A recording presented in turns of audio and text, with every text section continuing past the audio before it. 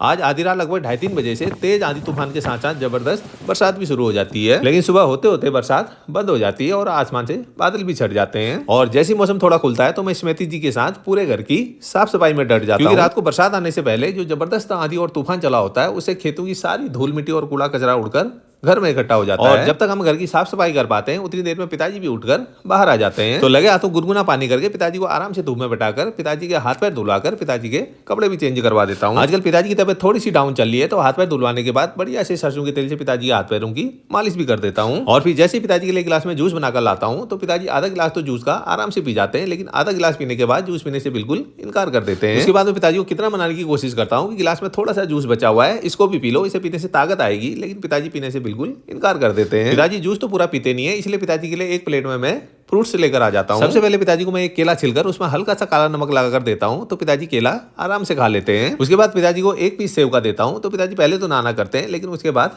वो भी खा लेते हैं। और फिर जैसे ही थोड़ा सा कीवी काटकर खिलाने की कोशिश करता हूँ तो पिताजी बिल्कुल खाने से इनकार कर देते हैं, लेकिन मैं पिताजी के नाना करने के बावजूद भी जबरदस्ती करके पिताजी को कीवी भी खिला देता हूँ। और फिर लास्ट में जैसे ही पिताजी को एक छोटा सा पीस पपीते का खिलाने की कोशिश करता हूँ फिर तो पिताजी आग बबूला हो जाते हैं। तो फिर मैं पिताजी को ज्यादा परेशान नहीं करता और आराम से चारपाई के ऊपर लेटा देता हूँ और बोलता हूँ अगर कोई भी चीज खाने का मन करे तो तुरंत मुझे बता देना। और जब पिताजी थोड़ा बहुत जूस पीने के बाद थोड़े बहुत फ्रूट्स भी खा लेते हैं तो मेरे मन को भी बड़ा सुकून मिलता है।